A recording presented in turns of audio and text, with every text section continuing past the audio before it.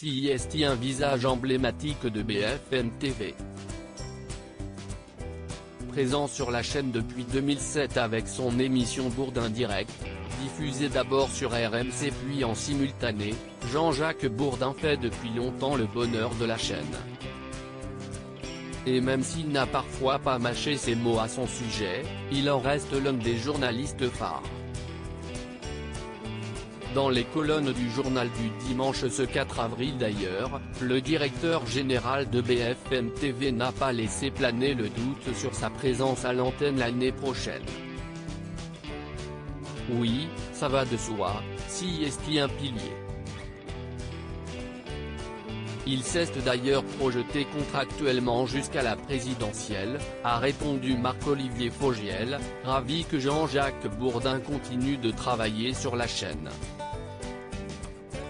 Il est ensuite revenu sur la polémique soulevée par une interview du journaliste politique, acerbe au sujet de la matinale de RMC, désormais présentée par Apolline de Malherbe. Au JDD, Jean-Jacques Bourdin a d'abord indiqué ignorer les raisons profondes de son éviction et avoir été profondément affecté. RMC a toujours été une radio populaire, proche de l'auditeur, loin de l'entre-soi parisien. Et je ne souhaite pas qu'elle s'égare. Il avait ensuite attaqué la journaliste, dont les audiences ont baissé. Cet éloignement explique sans doute les chiffres actuels, concluait le mari d'Anne Niva. Nous ne sommes pas les seuls à souffrir, regardez. S'il ne se réforme pas, le modèle des radios généralistes va souffrir plus encore. Il faut leur donner une identité forte. Dans les colonnes de l'hebdomadaire, Marc-Olivier Fogiel a d'abord regretté le départ d'Apolline de Malherbe. Je ne suis pas le patron, de RMC note de la rédaction. Pour ma part, je regrette d'avoir dû me séparer d'Apolline de Malherbe, elle manque à l'antenne. Pour le reste, je comprends Jean-Jacques Bourdin, qui a mal vécu cette séquence, a-t-il déclaré.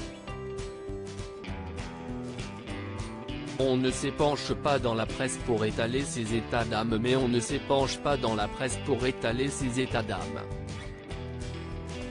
Je ne pouvais pas m'en réjouir. Mais l'épisode est derrière nous, a conclu le directeur général de BFM TV. Après l'interview au vitriol de Jean-Jacques Bourdin, celle qui lui a succédé aurait envoyé un mail interne aux équipes, selon Le Parisien.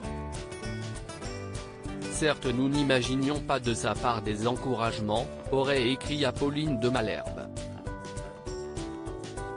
Mais j'espérais pour nous tous au moins le respect du maillot RMC, le respect du collectif, et un minimum d'honnêteté. Selon la journaliste, la matinale de la radio s'effondrait lorsque Jean-Jacques Bourdin l'animait.